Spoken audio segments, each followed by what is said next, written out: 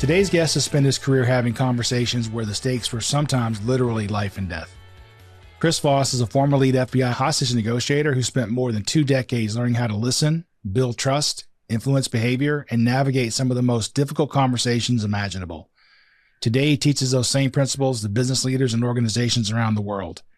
He's lectured on negotiation at business schools across the country, appeared on ABC, CBS, CNN, Fox News, and Forbes, and is the author of the best-selling book, Never Split the Difference, Negotiating as If Your Life Depended on It, which was a fantastic read, by the way.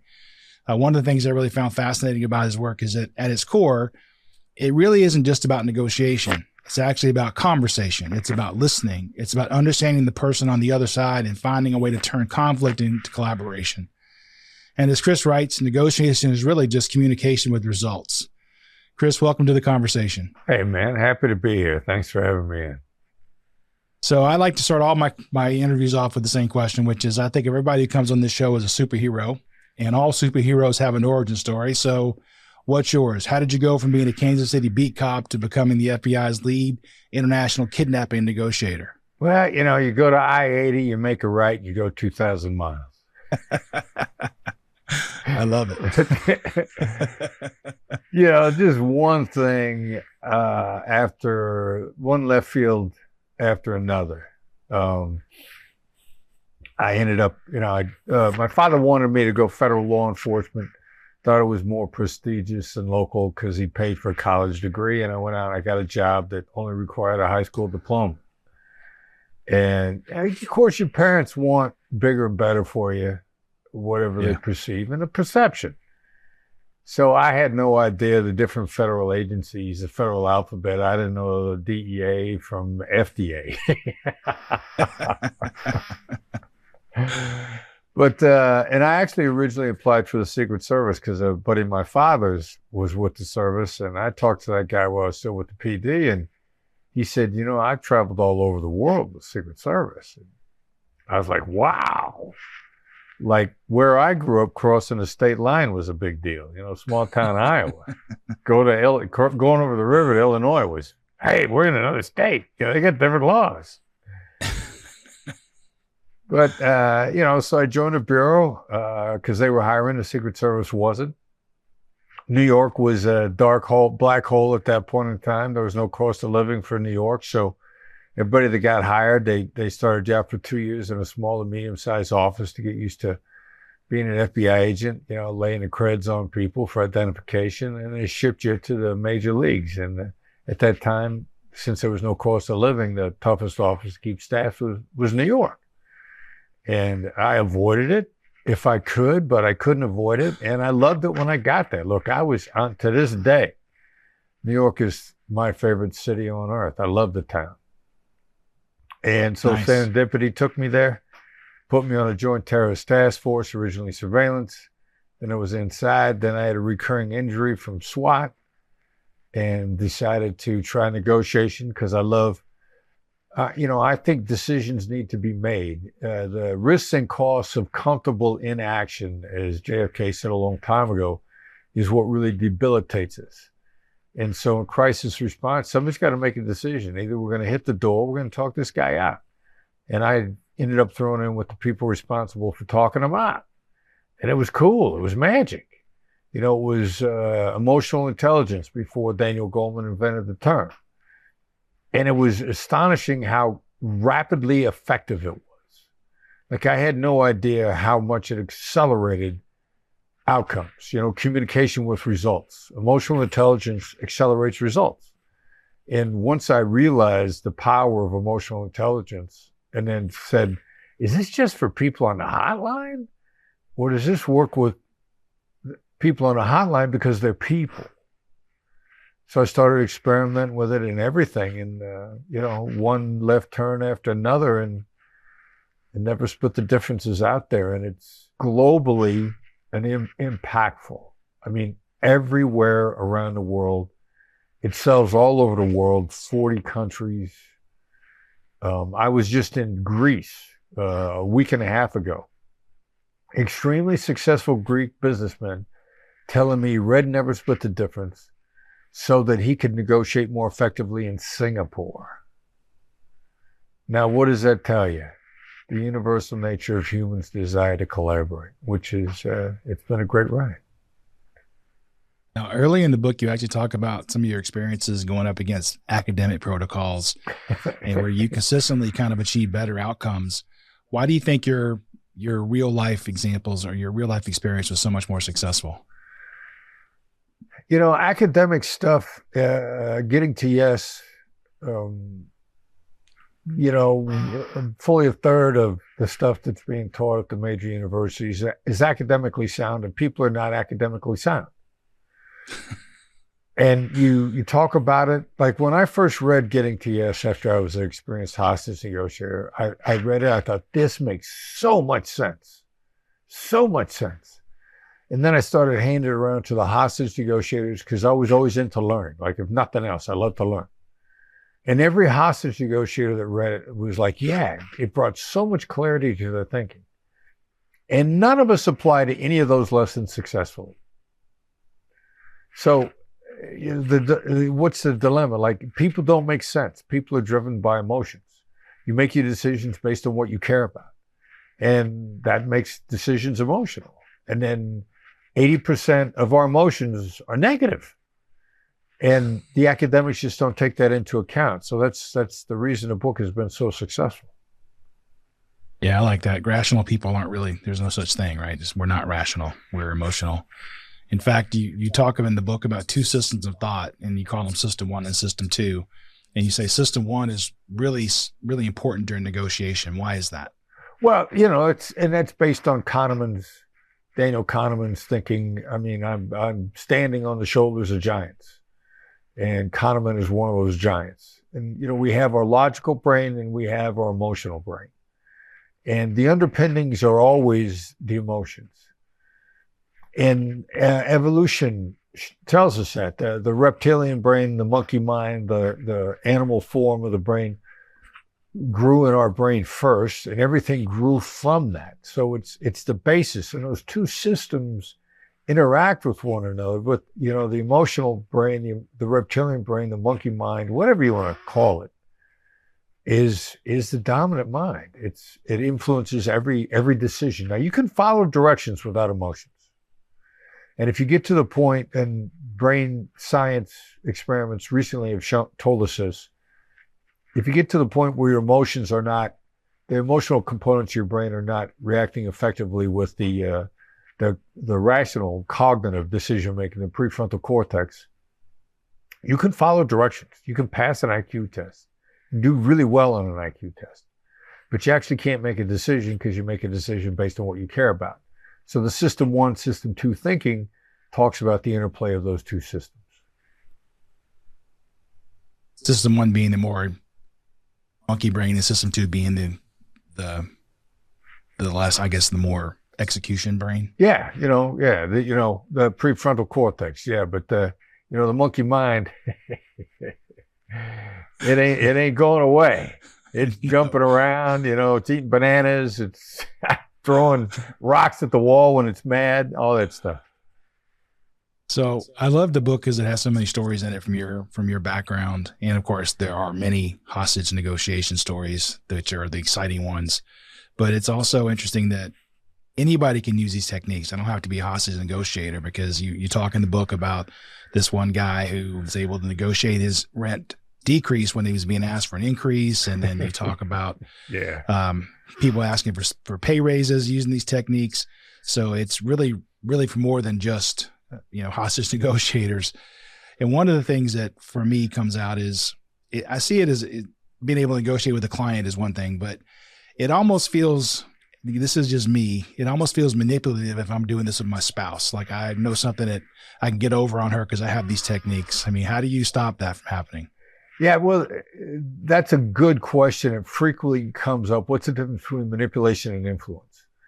And it's really, where's your heart? Intention has a smell. What are you trying to do?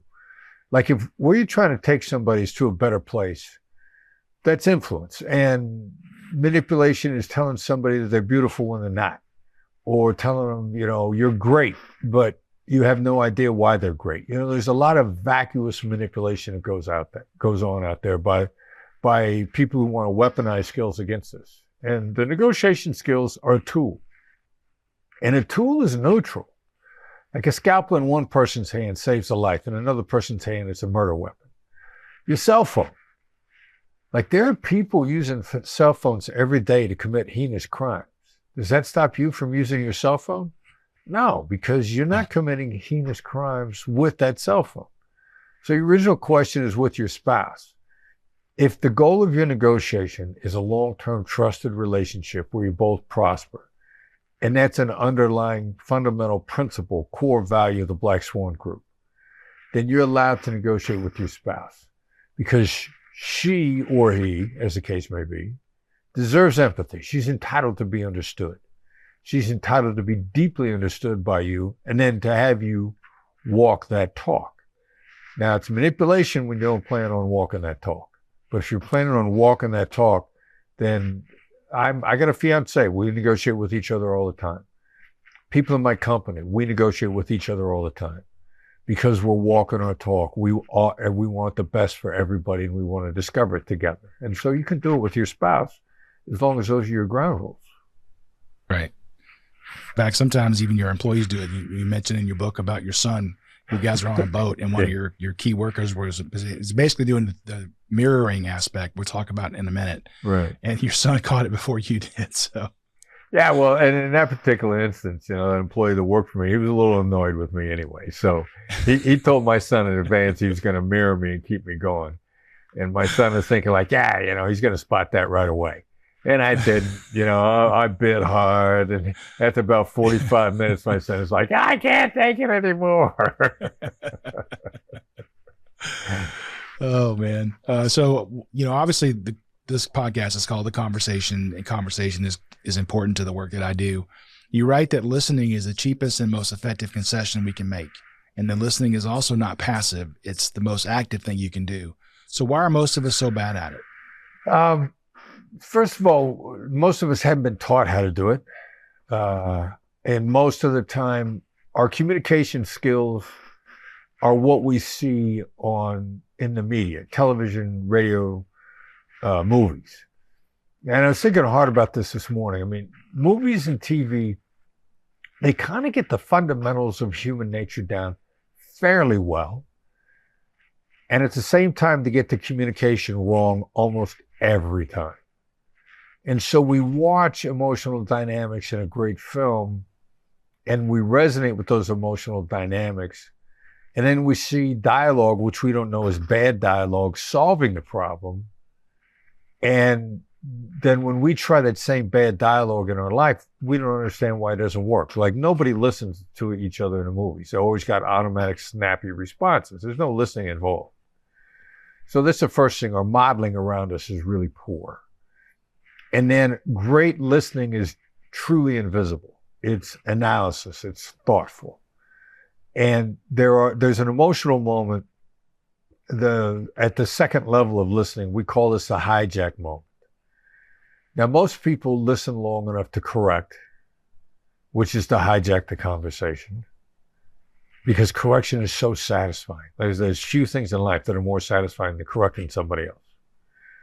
So that hijack moment, you take over to correct, and it's so enormously satisfying, you have no idea what you missed out on. Now, the other type of hijacking is the sharing of common ground. Oh, that happened to me too. Oh my God, let me tell you all about this. And that's so bad that many people call it story stealing. Now, when you get triggered to share your story, it's a wonderful experience for you. Like you feel fantastic. You have no idea that the other person is thinking like, oh, you had to come up with a better story than me. And not only that, your story is, not only is it, you think it's better than mine, it ain't even the same. Yeah. But in either of these two emotional moments, these hijack moments, we have no idea how bad the other side feels. And we have no idea what the upside is.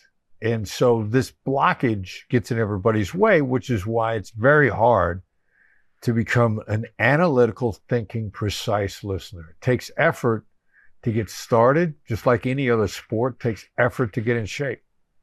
But boy, once you're in shape, man, can you run. And so for most of us, that's probably, if we can get to that skill, we're good. But you talk about in the book that it's actually on some of the negotiations you do, it's better to have extra sets of ears listening because one person might hear something that someone else misses, or it might resonate differently with that person. Well, and that's the nice thing. It's double-edged nature of the skills, because a lot of the skills are, our negotiation black swan skills. And I don't even use active listening is such an outdated term. We call it precision listening now, precision proactive listening. It ain't active. But it also gets you to repeat things in a different way. And I get a check-in to see if I heard you properly. Paraphrasing is a check-in, summary is a check-in, because it's impossible for me to hear everything the first time. Now, you can't always have a second set of ears.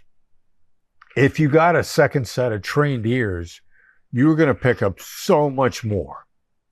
And frequently in an extremely important negotiation, I won't go into it without a second set of ears because I know I'm going to miss stuff. If I'm in there by myself, I'm replowing the same ground to see the nuggets that I missed the first time. And I'm aware that I will always miss those nuggets first time through. Yeah, you also say that assumptions blind and hypotheses guide, which I think is a great distinction. And you talk in the book about how our assumptions can really get in the way of real conversations because we have the bias of where we're trying to, we have an idea in our head and we just look for things that reinforce that bias, right? Right. Yeah. That's one of the things my academic brothers and sisters get correct. They talk about the biases in advance. I believe what we referred to, they would call the confirmation bias. And you just listen long enough till you hear a nugget that's close enough to what you're looking for. You're like, there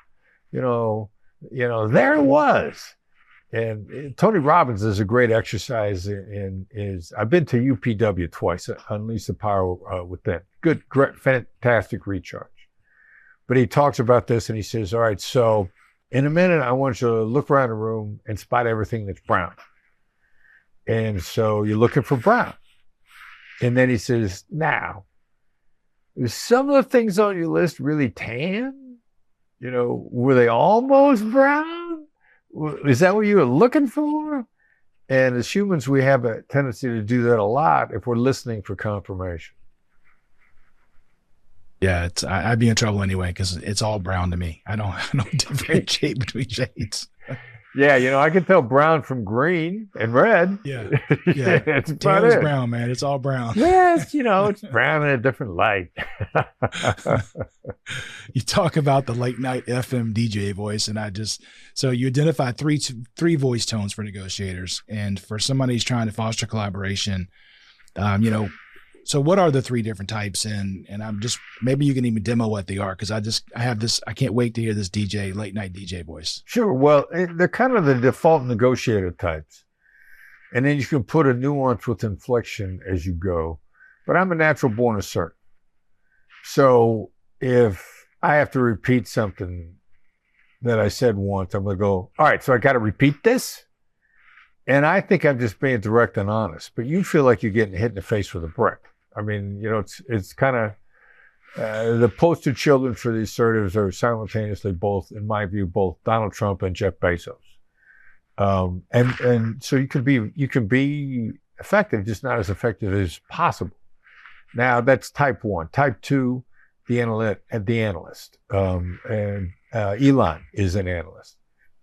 It's very close to the late night FM DJ voice. But a dead-on analyst just feels cold and distant. Now, the late night FM DJ voice is the same downward inflecting voice. But I want to put just a little bit of warmth in the voice. Now, that's very reassuring. It gives you a feeling of confidence and competence simultaneously. And we know a lot of people that are confident, and it's bluster. Yeah. And we know people that are competent, and we want somebody that's both. So the late night FM DJ voice is really confidence and competence. You get that feeling of both. It's reassuring. It's a default voice of the hostage negotiator's voice. And it's kind of how you start anything. Your tone of voice is like the grip on a golf club. your grip on a conversation. Tone sets the tone, as Derek Gaunt likes to say, ahead of my coaching. And tone is so massively important that Derek ran way more hostage negotiations than I ever did. Very experienced dude, a lot of different domestic sieges. And he said, if I put somebody on a voice with the right tone, they get away with saying the wrong thing with the right tone. Now, third voice, the accommodator's voice, the smiling voice. I'm happy to see you. We're going to have a great time. We're going to enjoy each other. We're going to laugh. The accommodator lights you up. You're 31% smarter in a positive frame of mind. The accommodator is going to put you in a positive frame of mind. They're very hopeful. They're very upbeat. It's a powerful thing to have. So, and the world splits evenly into thirds. One of those three voices is going to be your natural voice. And what you want to do, first of all, now, what decision do you make?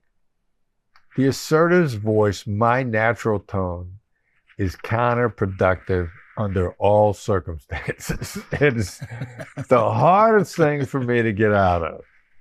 And I have never found a negotiation where both short and long term, my assertive natural voice carried the day. Like, I may win short term with the assertive voice, but I'm gonna lose long term. And long term is where the money really is. And I have to be so careful about not lapsing into my natural assertive voice, because it's also very satisfying to tell people, like, it feels so good. I'm stroking me when I'm using my assertive voice. Yeah, exactly. So, and those are basically the three voices. And then your inflection can either be down or it can be up. And you can throw in that smile. And then it becomes artistic. And then I know I can change how you feel in an instant just with the tone of my voice. I never thought of it that way. So I think I may be the smiling, pleasing guy. I don't think I could be the late night FM DJ, but well, you got a good combination of both, actually. You've got good downward, solid inflection. The confidence and competence comes through in your voice, but you smile a lot too, which is encouraging, and it's energizing. And that energy is really important because you're 31% smarter in a positive frame of mind. I'm glad I can be 31% smarter. My baseline's pretty low. Take every edge you can get, right? Exactly. Earlier we were talking about mirroring. So exactly what is that? And you waiters out there listening, the wait staff listening should pay attention, because apparently it gets you bigger tips. Get you bigger tips? He said in the book that, by doing the mirroring techniques, the research showed you got bigger tips by doing that. Bigger tips by doing that. Yeah. But it's okay. We can skip the tip part, but just what is mirroring and how does it work? Well, I just mirrored you twice in a row. And then I didn't catch it. Patient.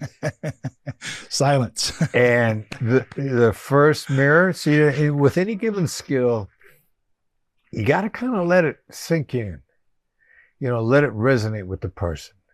And the first mirror I used with you explained a little bit more. Well, it's from the book, it was talking about waiters and waitresses mirroring. And then I risked doing it again, and it kind of caught you off guard, but I just, I let us both sort of sit together in the silence, which then also gives you more of a feeling of comfort. I need you to know that I'm okay if you don't feel like speaking, because you're contemplating, you're thinking, you're reacting in the moment. The blending of the skills almost always requires the effective pause, the dynamic silence after the skill, so that I don't get scared and jump in and interfere with your thought process. Right. So your original thing was the mirror, the hostage negotiator's mirror, not the body language mirror. This is not mirroring their body language, their tone, their inflection. This is not being a reflection of them in a mirror. The hostage negotiator's mirror is repeating 1 to 3-ish words. Could be one word, usually no more than 5. When you're first learning the skill, and it feels awkward to learn. for most people. Start with the last words that they just said. And it's a great response when they've said something that just has so blown you away. You don't know how to respond. You're trying to get your balance back. You've just been, one of my favorite adjectives is gobsmacked. You've been gobsmacked by what they just said. You're stunned. Yeah. That's what I use the mirror for typically. After you get used to mirroring 1 to 3-ish words, you've built the skill. It's also, we call the individual skills stars, skills to acquire rapport. As you're building your ability to earn a star in mirrors, well, now you're not just repeating the last 1 to 3 words. You're in the middle of their conversation. There's something that really tweaks your curiosity. And you want to hear more about that. And you want the best way to get them to tell you more. Now, a lot of people will say more about that. Or tell me what you mean. Or what did you mean? Those aren't bad. Those are sort of B level, B grade responses, maybe B minus, C plus. You're going to get some information out of the other side. The A plus response to dig into that is the mirror, because when I just mirror that 1 to 3-ish words, I take you back to that moment of conversation. I get you to dig into it with different words. What the mirror usually does is cause the other person to say it again with different words.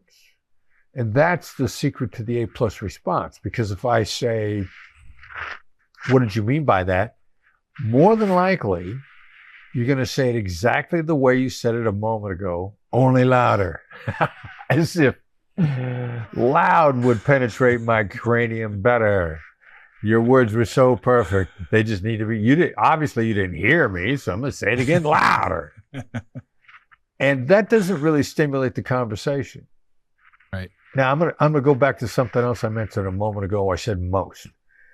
The bread and butter skills, two fundamental skills that you want to get a star in are the labels and the mirrors. They're very different. More people get better at labels. I'm a label guy. Labels seems like, sounds like, looks like, seems like something that's on your mind. Seems like you got a reason for asking that. Seems like you're upset. Seems like you have a reason for, seems like something just crossed your mind. Those are all labels. I'm naturally good at those. Most of the people on my team are label people. You get so good at labels, you can use them for anything. They're the best Swiss Army knife tool in the toolkit. There's a certain group, a smaller segment that love the mirrors. And I call it being right-handed versus left-handed. Not that many people are left-handed. Interestingly enough, you find a lot more creative types are left-handed. Like, I don't know what the correlations are, but some people live on mirrors. Ray Mashanik, who is the co-founder of Even Up Law. He's a client. He's a friend. I have Even Up Law is such a phenomenal company that I actually now have a financial interest with them because they're succeeding with such a great mission. Ray's a mirror guy. Like, I don't know where he got this. He's a different dude, but he mirrors all over the place. He thinks it's such an important skill that he'll go try to teach his sales team mirroring, and they'll get a client on the phone on speaker, and he'll mirror them into a deal right in front of everybody. He loves mirrors. And I'm so intrigued by the people whose preference is mirrors. They're a little different. Left-handers are a little different. There's something different about it. Left-handed pitcher, left-handed batter, left-footed kicker. I don't know where these guys come from, but the people that are into mirrors just intrigue the heck out of me because they love them. Yeah. So the reason you kind of threw me for a loop at the beginning of this question was sometimes I just read the book, obviously, so it's all fresh in my mind. Sometimes the author has been removed from writing the book by several years. And I had a situation it was probably a year ago, where I asked a question and she goes, I have no idea what you're talking about. So I was afraid I'd ask you something that you didn't remember from the book. So. No, well, and that happens. I mean, cool thing about the book is, like, this book is 10 years old. And people that are finding it today find it totally refreshing and relevant now. And the vast majority of it, first of all, I stand by every word in the book. Secondly, that, our thinking has evolved in some ways. I'm not sure that I would say it exactly the same way now. And if you're not constantly discovering the newness, the novelty is endless in a deep dive in a discipline. And Black Swan is a discipline. The Black Swan skills, tactical empathy is a discipline. And we're constantly finding novelty within a discipline. So it has evolved. It's gotten smarter. It's gotten better. There's a couple things I'd say differently now. Silence kind of threw me for a loop there. And you mentioned using silence as a tool throughout the book, Yeah. including after throwing out a label to your counterpart. Why is silence so impactful? I love that you asked that, because that's something that we've come across to back up scientifically since the book was written. I just knew that in silence, somebody's going to say something. Give them a chance. Shut up. And the three types react differently to silence. So what are the different reactions? Lex Friedman, phenomenal podcaster, fascinating guy. Love his outlook on life. He's talking about silence in one of his conversations with a guest, and he says, I feel intimacy in silence. I feel a shared intimacy. I bond with you in the silence. So some people bond with you. They love it. Now, what Derek Gaunt, who's the head of my training and coaching and co-author of a book behind me, Fight Less, Win More, which is, a supplement and an add-on to Never Split the Difference. He finds out data that I never heard of. And he said, no, I looked it up. It takes at least 6 seconds for neurochemicals to go through your system. So if I label you with an insightful label, or I mirror you in a way that connects with you, if I speak sooner than 6 seconds, I have just interfered with the oxytocin that's flowing through your brain, the bonding drug, or serotonin, or any of the things that enhance our communication. 6 seconds of silence. Most people can't stay silent for 3 or even 1. A pause. You got to fill the gap. Yeah, you got to fill the gap. I need to shut up so those neurochemicals go through your system. I give you a chance to think. Like, you might not be bonding with me, but you're going to be thinking. And as soon as I open my mouth, I've just disrupted the process that I worked so hard to get started. Silence is golden. At the end of the day, the answer is silence is golden. It's that simple. Now, you say that being right isn't the key to a successful negotiation. It's having the right mindset. So why is that? Yeah, well, what is right? That's in the eye of the beholder, right? Exactly. Bob Evans, a Hollywood executive that I'm a big fan of, said there's 3 sides to every story: your side, my side, and the truth. And the truth is really, do you have all the facts? And you never have all the facts. So the problem with being right is there's a self-righteousness to it, which makes you a poor listener, which makes you think you've got the facts, all the relevant facts. And it's really hard it's such a temptation to feel like you've got the relevant facts, that it blinds you. It keeps you from other information. So the desire to get it right, that's really the acceptance that what I know so far is probably a pretty good hypothesis based on the available information. But the mere nature of life is my information is imperfect. And so there's stuff that I need to learn to get it right. And that's kind of the distinction between being right or trying to get it right. As you were talking about getting the facts, I was flashing back to Dragnet and Sergeant Friday. Just the facts, ma'am. Just the facts, man. Yeah, there you go, right? Boy, you and me, we're last century guys. Do we even know what Dragnet is? Sergeant Joe Friday. It's black and white, friends. If you haven't seen it before, it's a black and white. That's how old it is. It's so old. It was before cell phones. Ha! Oh, way before. Yeah, for sure. That was my babysitter a lot of times watching Dragnet. and Mod Squad and all those shows that came on together. Oh man, I'm familiar with that stuff. So we've been talking about the key role that listening plays, but you also talk about tactical empathy. So what is that and what role does it play? Tactical empathy is just the intentional application of emotional intelligence as a general rule. And the emotional intelligence these days that's fed by neuroscience and our understanding of how the brain actually works. So in the other side's perspective, my side, your side, and the truth. Let's focus on your side.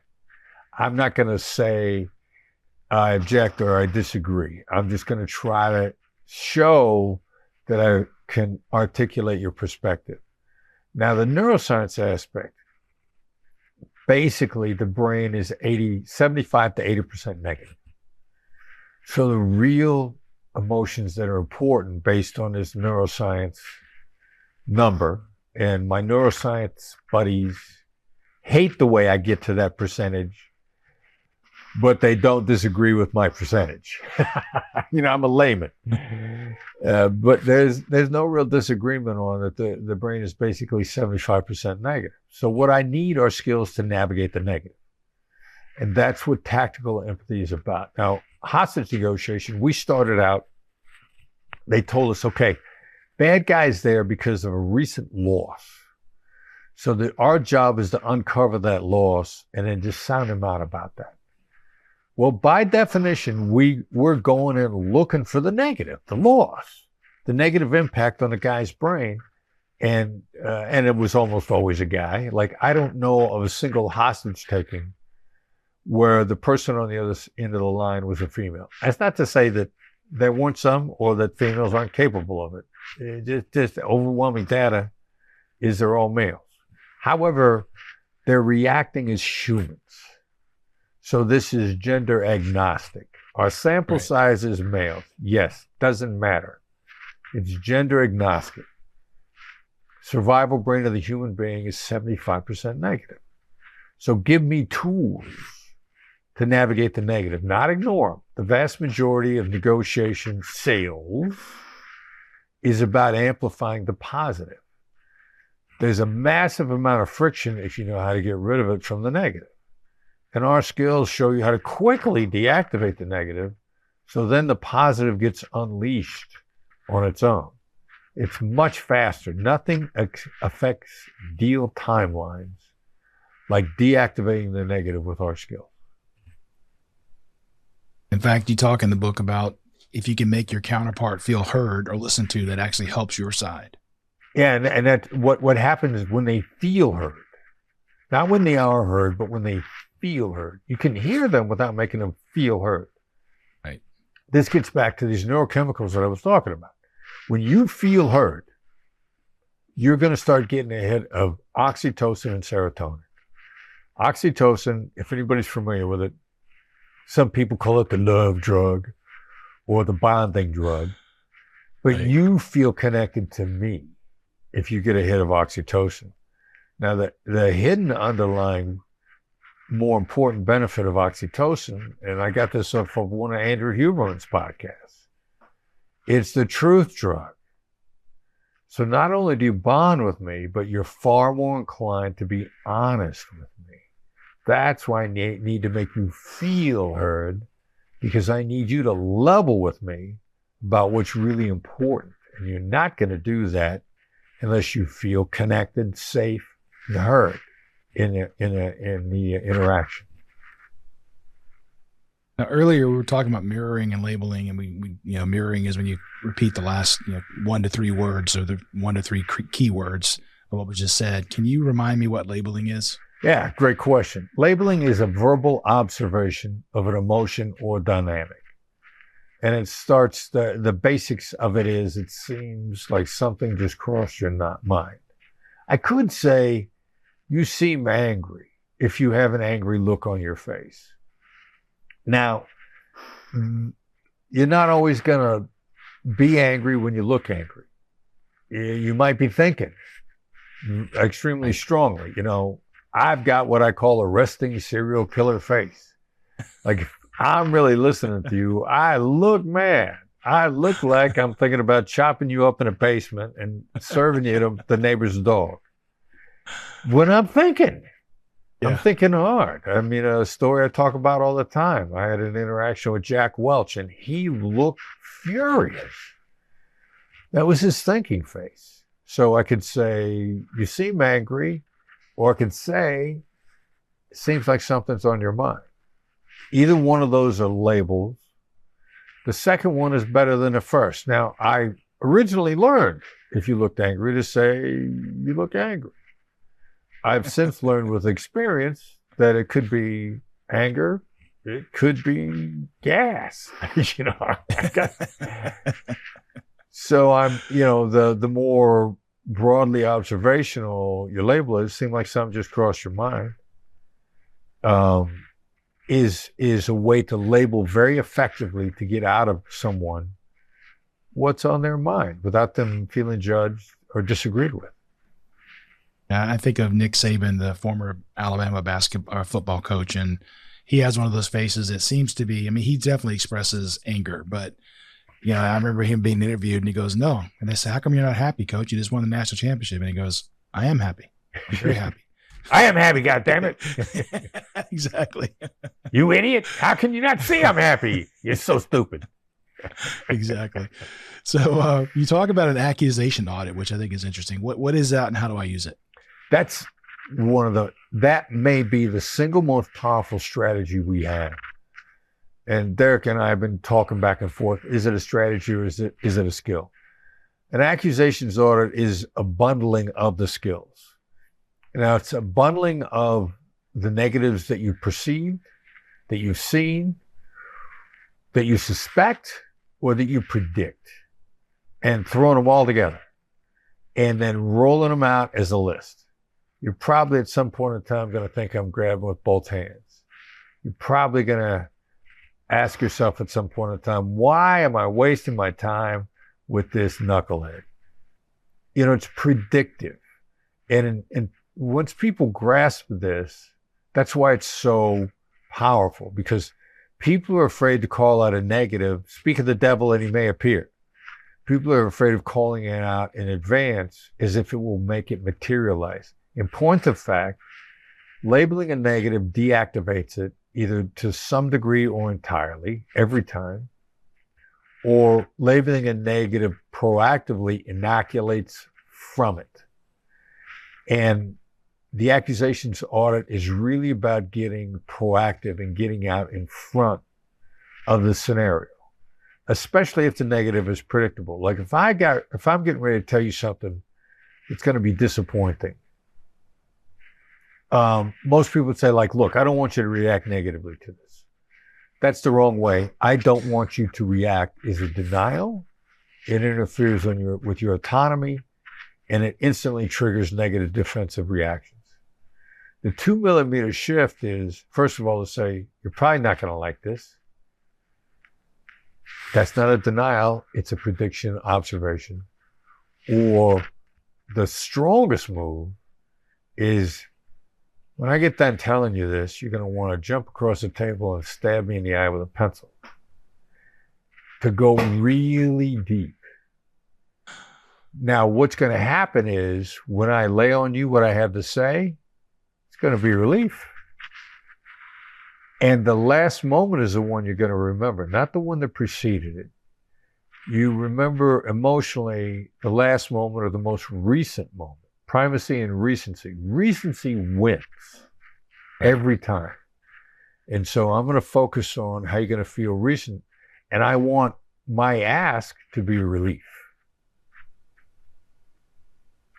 Yeah, I think you give a good example in the book about that, where I think it was your story. I don't think it was somebody else's, but you talk about you were kind of a subcontractor and you brought in some subs under you, and the person ahead of you had, you promised everybody $2,000 a day or whatever it was, and you find out you can't give them that. So you called them up and said, I could have said, hey, I can only give you 500, and they would have hung up. But instead you said, hey, you're going to hate me after this. You're going to think I'm the worst negotiator in the world, and I did a really bad job. And in the end, they accepted the lower salary. Yeah. That was huge. And I know that was the reaction. And one of the conditions that really require that to continue to work for you long term is, what are your core values? And my core value is integrity. Like, all those guys had a long enough track record with me that I needed them to evaluate their experience versus their fears. Now, somebody starts cutting your pay, your fear, your amygdala is 75% negative part of your brain's going to kick into gear and say, this dude's just greedy. He's trying to grab with both hands. He's doing this at your expense. Yeah. Now, all of those guys have known me for years. And so if they were to look at the facts of our relationship, that wouldn't have been a problem. And so what I needed to do was get them to look at that without the negativity creeping in, because that amygdala is brutal. The fear centers, the demons in your head doing jumping jacks. That's your amygdala. Like that baby is powerful, and it's so bad. And so I'm walking my talk, and I need to not let the amygdala obscure their actual analysis of the facts and history of our relationship. And that's why I did that. So if I visualize this, what I'm seeing is I got the devil on one shoulder and the angel on the other, but the devil's about 3 times bigger than the angel. That's right. You got it right. I was actually very surprised to read that no is not the end of the negotiation, it's the beginning. I know most of us are taught to get to yes, as you referred to earlier in that book. But you argue that no actually starts a negotiation. Why does hearing or saying no create safety and a sense of control? This is something that gets drilled into us from about the age, as soon as we're big enough to toddle, as soon as we're big enough to start moving around the earth, and we start grabbing stuff. What happens to us all the time? Some adult points at us and says, no. And you slowly begin to learn that saying no makes you an authority. Saying no is an indicator that you're in charge. And then you get all this reinforcement throughout the course of your life that when you've said no, you've protected your authority, you've protected your autonomy, you're an adult, you're safe, you're in control. Over and over and over throughout the history of our life. And it becomes a Pavlovian response. Pavlov's dog. Ring the bell, feed him, salivate. Pretty soon, every time you ring the bell, the dog salivates. Every time you say no, you feel safe. You feel protected. Your emotions, your fears don't spike. The amygdala starts to get shoved out of the way. Your ability to evaluate things as they are, as opposed to being obscured by the jumping jack devil, the amygdala. Saying no puts you in that mindset. And so all of empathy is about this one concept that in any word, it's different between saying it and hearing it.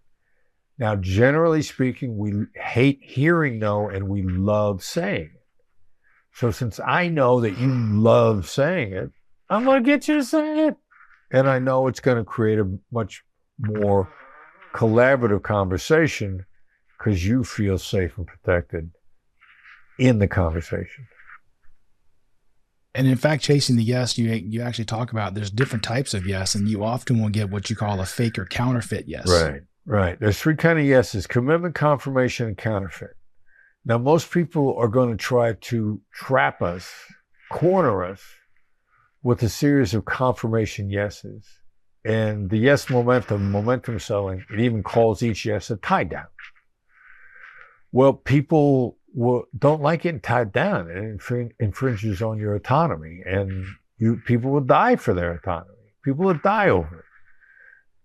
And so every time I try to get you to say yes, you feel your autonomy being infringed on.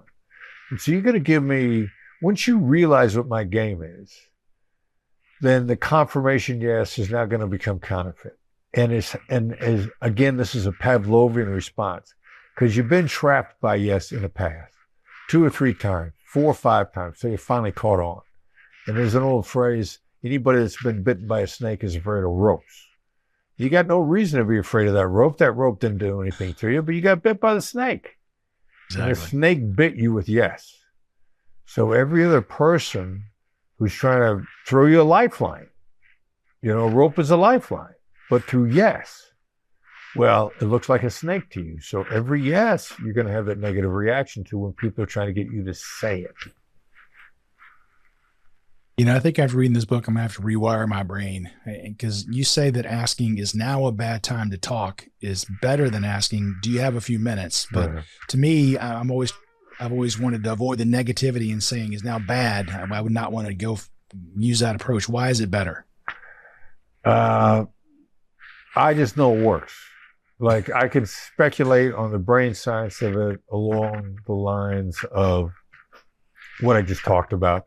Yeah, the no-oriented questions. Again, if you want, getting people to say no is a skill that acquires rapport. It acquires rapport from the other person because you make them feel safe and protected. And when I'm doing a keynote or when I'm doing any teaching, I say, this is the first thing I want you guys to start to road test. Just take what I'm saying. I've got enough of a history. My examples might support the hypothesis. You be your lab. Starting today, every text message, instead of, have you got a few minutes to talk, change it to, is now a bad time to talk. You call somebody on the phone when they pick up, say it's now a bad time to talk. Do it 4 times, just 4 times. You're gonna try to engage people 20 times tonight. You could carve out 4 to find out for yourself what kind of reaction is now a bad time to talk gets. And you'll be delighted if you do. And I only ask 4 because 4 seems doable. Yeah. You could do it 4 times. But in point of fact, 4 attempts begins to give you data where you can bypass that jumping jack theme in the amygdala and go into your gut instinct reaction, which is a supercomputer. Actual experience and the actual results of experience. And with 4 attempts, 4 repetitions, you start feeding that supercomputer and you start getting that amygdala out of the way. So we were talking just a second ago about the importance of the word no. I do a lot of work in Japan, and I've been told that no doesn't exist, and I'm not sure that's true, but I do know that they don't like to say no. So what they'll say is that will be difficult, which really means it ain't going to happen. So in cultures where the word no is almost never used, what are some ways we can get to no without actually using the actual word? No, you can still use the word. And that's what I love using it in those cultures. There are stereotypes, and stereotypes are principally Asian and Arab, but it's the rejection. Like when the word is a rejection of you, when the word is a rejection of your idea, that's when you don't like to say it. But you craft the word so that it's not a rejection, so that it's permission to proceed, that it's going along with you. And right after I get out of the bureau, I'm doing this training. I think I was in Germany, and one of the other trainers is this Chinese lady, and she's going on and on and on about how Chinese will never say no. And then she goes, all right, so would it insult you if I shared this next idea with you? What's she trying to get you to say with that? No. Like she was doing it inadvertently. She didn't even know it. It's not the word, it's the context of the word. And I've seen this over and over again, and I've seen people who've been taught that no is horrible, then they react to this idea like a vampire to holy water. Oh my God, I'm going to melt. And other people that are open to coaching in that same environment, their same ethnicity, who they are and who they're dealing with, say, no, I do it all the time. And I've had people from India argue with me. I've had people from China. The book sells very well in China. As a matter of fact, the re-up for the book was the strongest re-up that my agent ever got from any publisher in China. And this no part of it is a fundamental aspect of the book in every language it's published. So it's not the word, it's the context of the word. And there are cultures that have a really difficult time rejecting you. If the word's not a rejection, if the word is a permission, then the word works really well. Right. You say that the 2 sweetest words in any negotiation are, that's right. That's right. Why is that significantly better than the yes or you're right? Because when people say that's right, it's when what they just heard is the truth and it has insight. It's not your truth. It's not their truth. It's the truth. And it's an indicator that it's resonated with them deeply. Now, you see this with every charismatic leader out there. I'll use Donald Trump as an example. He's just the most recent example of a charismatic leader. When he gives a speech and he outlines to his followers what the world is doing to them or what the world is doing, they go, that's right. Everybody that voted for him, that saw him in a debate, they watched him on TV, and when he said the right thing, they looked at the TV and they said, that's right. That's what people say when they're all in. They don't realize that they just collaborated with you. They think what you just said was the truth. And so that's an indicator of resonance, connection, and understanding from the other side. They feel you have insight, that you are pointing the way to the truth. And what more could you possibly want from the other side than for them to think that what you just said was the truth? Yeah. You know, in the book, you actually contrast that with kind of the epiphany you had, which is when you were trying to get into the negotiation aspect of it. And I guess the gatekeeper, the lady said, there are people ahead of you and you have no experience, no degree, no nothing. So if you want to talk to me again, go volunteer at the suicide hotline. And then you got reviewed after one of your calls and you were super excited because you said, he told me I was right. And then the guy just hammered you. Yeah. Yeah. Well, that's, it speaks to first the underlying principle that negotiation is a performance skill. It's not a knowledge skill. No matter how much you read about negotiation, it doesn't make you a better negotiator. You have to practice it. And in order to improve on it, it requires deliberate practice away from the playing field. And to date, the best analogy is golf. And to keep your golf skills up, if you play a lot, you'll maintain the level you're at. You will not improve by playing on a regular basis. Go out and play 9 holes, go out and play 18 holes, go out and play 36 holes. You'll maintain your skill level. If you want to get better, it requires deliberate practice. You got to go to the driving range. You got to spend time on a putting green. You want to get better at chipping out of sand, you got to go practice someplace. And then if you don't play enough, your golf game deteriorates. And what had happened to me on a hotline, even though I was there regularly, I was playing regularly, my skills had deteriorated because it's a performance sport. And I was only on the hotline 2 4-hour shifts a month. And that wasn't enough to even maintain my skill level. And a whole bunch of bad habits had creeped in. So I come up for my annual evaluation, not realizing how many bad habits had creeped into my game. And it topped, the supervisor listened in. And the last thing the caller said to me on the phone was how great I was. And I'm like, yeah, baby, yeah, I'm right. That's right. I am great. Right here, the name's on the back of the jersey. Yeah, that's it, baby. Buy my jersey. They're for sale down in the gift shop. And I walked back to the supervisor and he said, that was horrible. And I'm like, what do you mean it was horrible? The guy told me I was great. He says, that's the first problem. And here's why. And so, yeah, I'm coachable. And I realized then that even playing occasionally wasn't enough to keep my skill levels up. So if we're trying to get to that's right and not you're right, you talk about you can use summary which is a combination of paraphrasing and labeling and to help you get to that's right. Yeah. And reiterate what the other side has said and how they feel about it. And then try to dig deeper. Add in what you suspect they feel because you're looking for insight.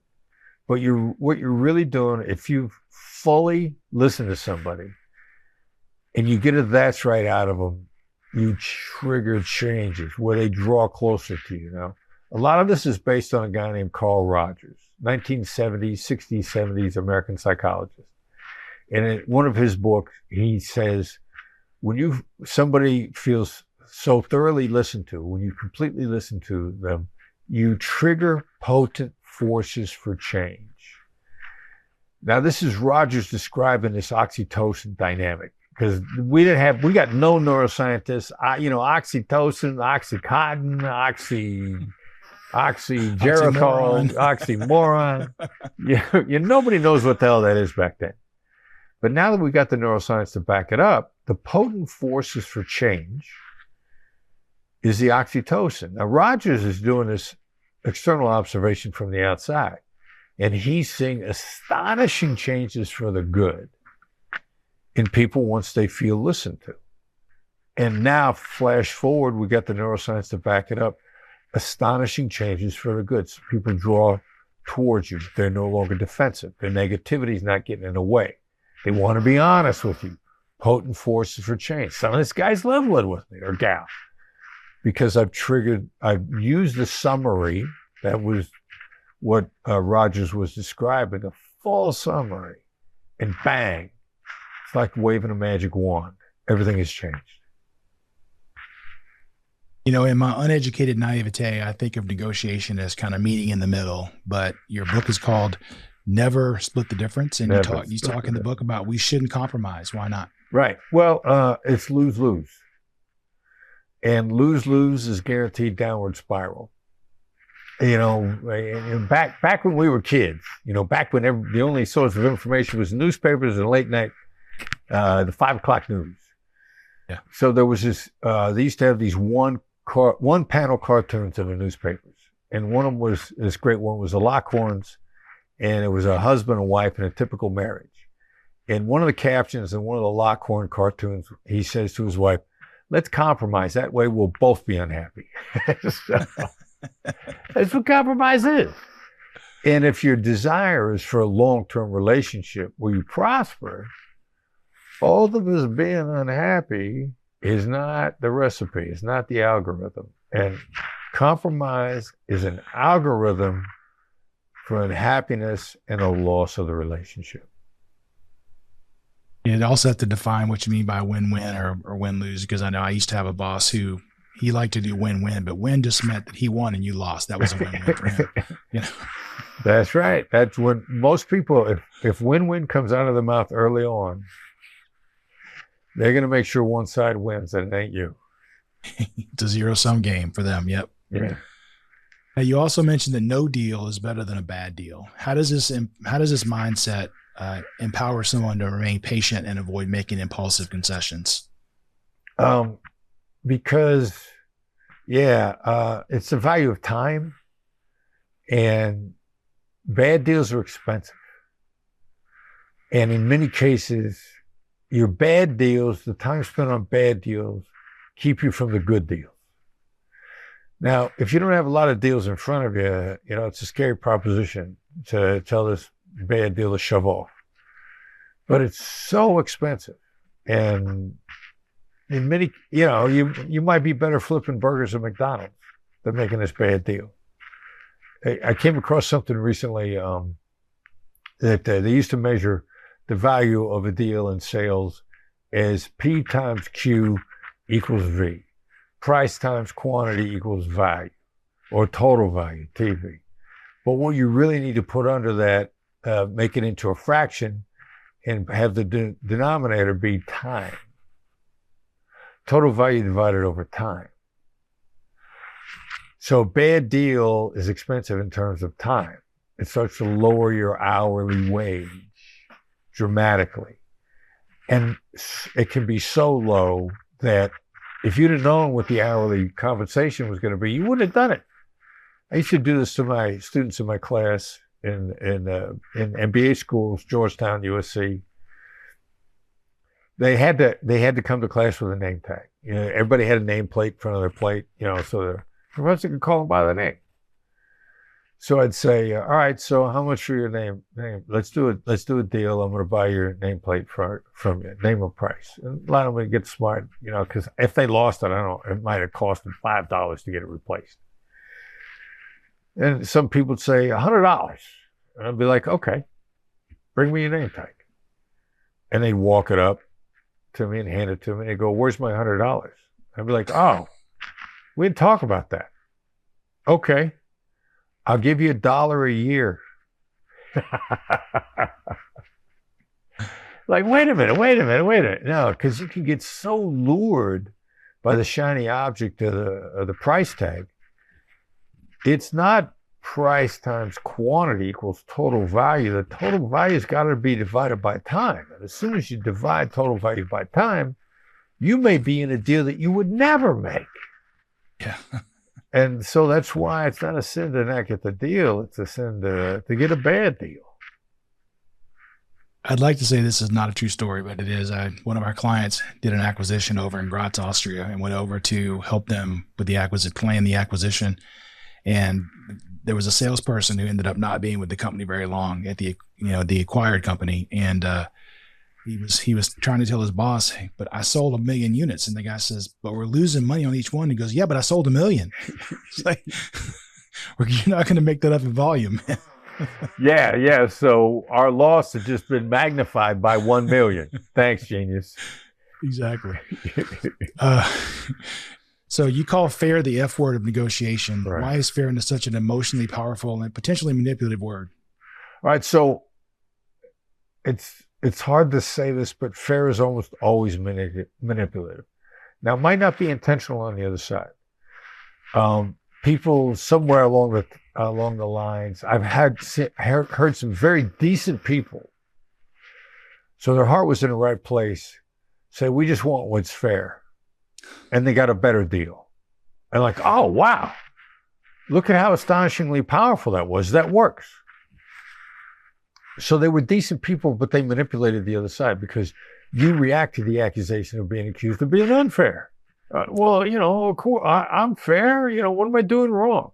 So it really hits an emotional button at the heart of us. So fair is often, it is manipulative. The other side might not mean to manipulate. So you got to understand which animal you got on the other side of the table. Is it intentionally manipulative, or are they backed into a corner?